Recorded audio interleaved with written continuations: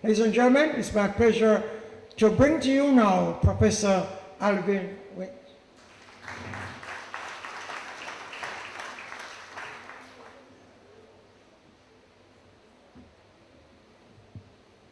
Thank you very much, Bishop. Honorable Custos, Member of Parliament, Mr. Winston Green, Honorable Linville Broomfield, Mr. Stephen Wallace, councillors, caretakers, ladies and gentlemen, it's really such a pleasure to be here and to echo the chair to see so many people out for the dialogue that we hope to have today on electoral processes, electoral systems, and how we can improve what we are doing and how we can interest more and more people to participate in the strengthening of our democracy here in Jamaica. My task is to say a few words about the role of electoral commissions. And there are really two fundamental roles of electoral commissions. One is to ensure that the electoral process is independent of state power. What you don't want to have is a situation where the state that is in power at a particular point in time is also responsible for administering elections that will determine which political party becomes the government after the elections. That really is an undesirable state of affairs for pretty obvious reasons. So that's one role of electoral commissions. The second role is really to function as an electoral ambassador, an ambassador for improving the freedom of elections, making sure they become fairer and fairer over time, but also working on other elements to strengthen democracy, such as making sure that all voters have access to the political system, making sure that in this process of access, individual voters can't be crowded out because they don't have money or because they don't have other forms of means or other ways of influencing the system. And so there is an emphasis, for example, on registering political parties, on ensuring that there is campaign finance controls so that parties can't buy elections, because that can distort the will of the people. Efforts in some countries to ensure that there is a balance in the gender composition of political parties and electoral representation, and also ensuring that individuals aren't necessarily limited in their voting because of certain elements associated with their location. So that's the other role for electoral commissions. So one is to take away the possible challenges of state power in administering elections. The other is to be an electoral ambassador.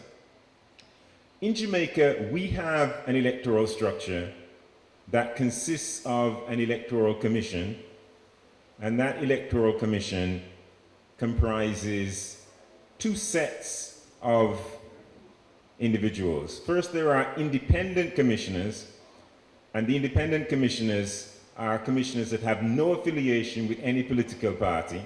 But we also have in Jamaica what we call nominated commissioners, and these nominated commissioners are representatives of our main political parties, and to provide a bipartisan element to the electoral management process. As you would have seen in the video that was played before this program began formally, the structure that we have today is a structure that has developed over the years. And when you look at the history of Jamaica's electoral administrative structure, it can really be divided into a number of different epochs. The first started when we had elections for the first time in Jamaica in 1663, and that process continued until 1943. And over that 280-year period, there was certainly no freedom and fairness of elections in Jamaica, because based upon your demographic characteristics, you might well find that you are unable to vote. because you don't have enough money, or because you're not the right color, or because you're not the right gender. All of these could have prohibited your participation in the voting process. That changed in 1943, when in Jamaica we had universal adult suffrage. And that change, 1944, that change was linked with the establishment in 1943 of the Electoral Office of Jamaica to administer elections under universal adult suffrage. The process of the EOJ functioned for many years, but it ran into problems because the EOJ was to some extent a part of the government. Exactly what I had talked about before. You had the state being responsible for the administration of elections. To the credit of our EOJ, they remained quite independent, but nevertheless, there were problems, and those problems were highlighted earlier, and it is those problems that led Jamaica in 1979 to create a new structure that incorporated independent individuals as advisory and providing oversight of the electoral function, and those independent individuals were in a position to try to ensure that the electoral structure became more and more independent and more fair. Today, we have the Electoral Commission of Jamaica, created in 2006 as the follow-on from the EAC. The Electoral Commission of Jamaica and the Electoral Office of Jamaica are one organization. If you look at your program, you will see the emblem of the Electoral Commission of Jamaica. And then if you look to the side where you see respect your vote, you see a ballot box with the EOJ on it. And you might draw the conclusion that these are two separate organizations. They are not. The Electoral Commission of Jamaica, the Interim Act in 2006, gave the ECJ responsibility for the entire electoral management process, ensured that the Director of Elections was a member of the ECJ, and created a structure in which the EOJ reported directly into the ECJ. So in many respects, the ECJ is the board of the EOJ, one seamless organization. Again, you will have seen in the video that we have had challenges in our electoral structures and processes over time. We have had significant improvements. What you did not see in that video was the Carter Center in 2007 was asked to participate in the Jamaican elections, observing those elections.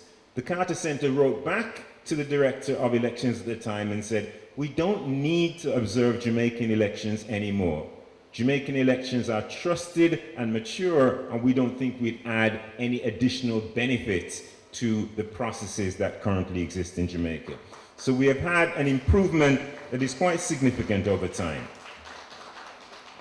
Our current Electoral Commission in Jamaica, however, is not resting on any laurels of the past. We build on what has happened, and today we are focused on a whole series of initiatives to try to make the process even freer and even fairer. And let me just identify some of these initiatives. One is the registration of political parties, which has not really happened in Jamaica historically, but there is now a law requiring the registration of political parties and the monitoring of the financing of those political parties that are registered to operate as political parties in Jamaica and to participate in the electoral process.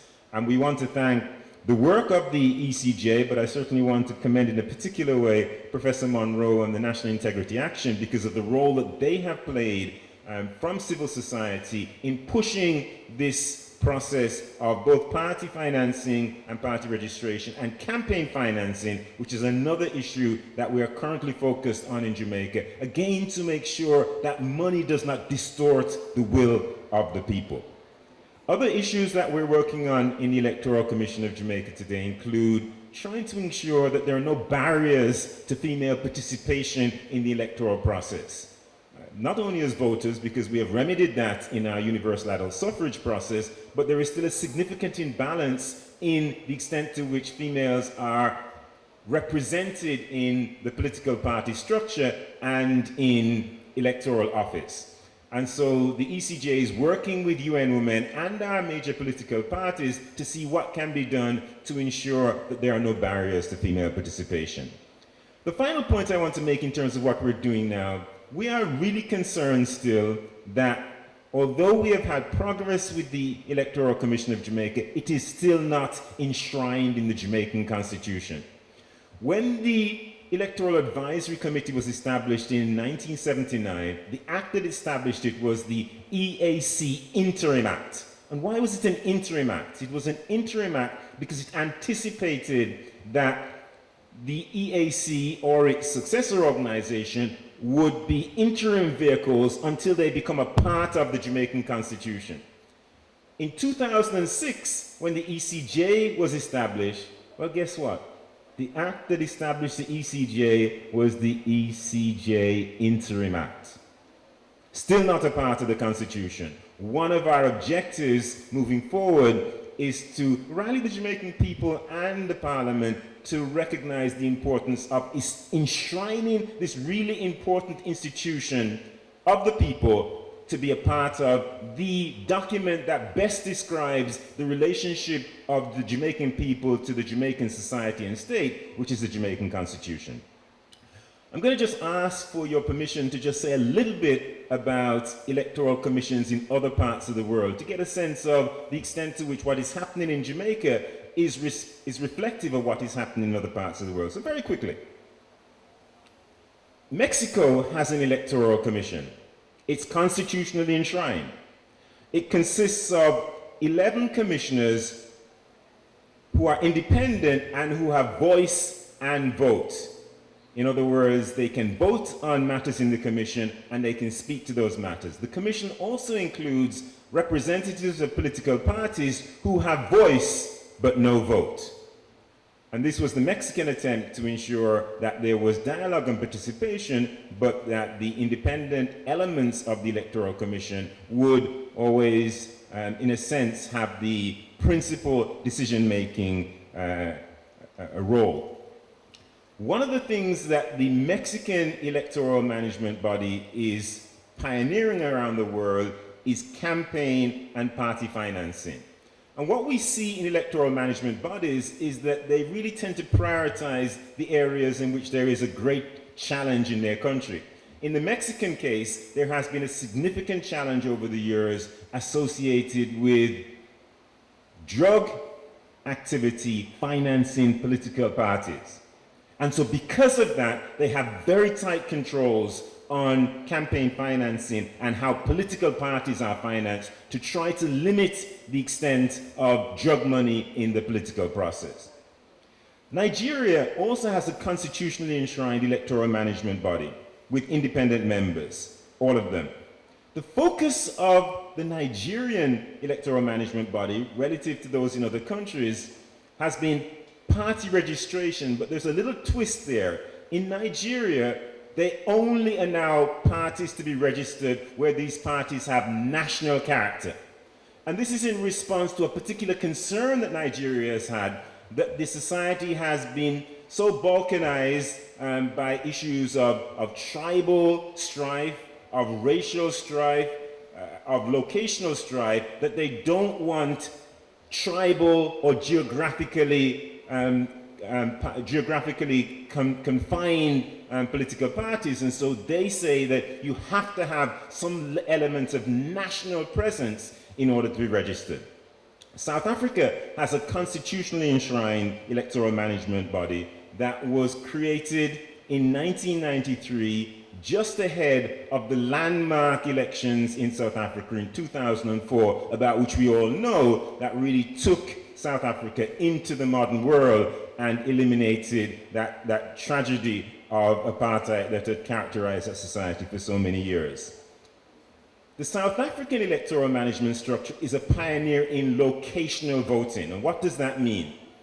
They have been one of the first countries to give their diaspora a right to vote.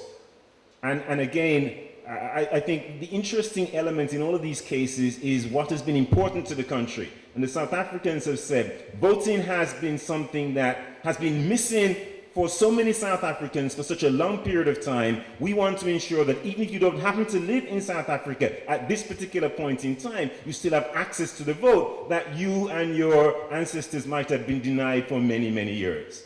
The other thing the South Africans have done is to have home voting. So they will actually have their electoral management structure go to people's homes and vote if they're pregnant or if they have a debilitating disease or some other kind of ailment that is restricting their ability to ably move to the voting booths on election day. So we see there that they have really pioneered this process of locational voting. And I just want to use the example of the United Kingdom, which has an independent electoral management body. What the United Kingdom body has pioneered is administrative transparency. So if you happen to go on the website of the UK Commission, you'll find that it is the most transparent electoral management website that you can find in terms of the activities of the electoral management structure and the electoral management commissioners. So we have these commissioners all around the world. They have the two roles that I have described. Jamaica is right in the middle of international best practice, and as was pointed out before, Jamaica has really been the recipient of many commendations for its improvement in its electoral management process. Our challenge at this point in time is to move forward to ensure that all Jamaicans continue to have confidence in our process and to move into new areas that give more and more Jamaicans the confidence that they have a democracy that is worth protecting and that they wish to participate. And that is our goal, and that's one of the reasons why we're here today, to tell you about what has happened and also to get from you any concerns that you have that we might find useful in terms of our ongoing efforts to improve the quality of electoral management, structures and administration in Jamaica. I thank you very much. Now, ladies and gentlemen, to give a presentation on your participation and economic development, we have Mr. Earl Jarrett. He's the General Manager of Jamaica National Building Society and serves on the boards of several organizations. He has received numerous awards for his contribution to nation building, including the Pelican Award from University of the West Indies and the Hummingbird Award for International Achievement from the American Friends of Jamaica. He has also been appointed Order of Distinction in the rank of Commander for service to the financial sector. Let's put our hands together and welcome Mr. Earl Jarrett. Commissioner. Chairman Bishop Farr, Honorable Custos, the Honorable Lincoln Thaxter, the Honorable Dorothy Pine McClarty, Chairman of the Electoral Commission, other commissioners, Dr. Trevor Monroe of the NIA, members of Parliament, councillors from St. Mary, Portland and St. Thomas, citizens, all friends, a real pleasure to be here in Portland, one of the most beautiful parishes in Jamaica, and indeed, probably one of the most beautiful places anywhere in the world.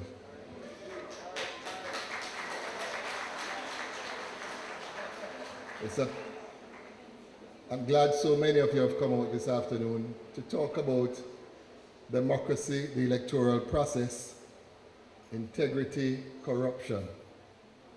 But tonight we're going to talk about you and your vote. And your vote matters because your vote is about you.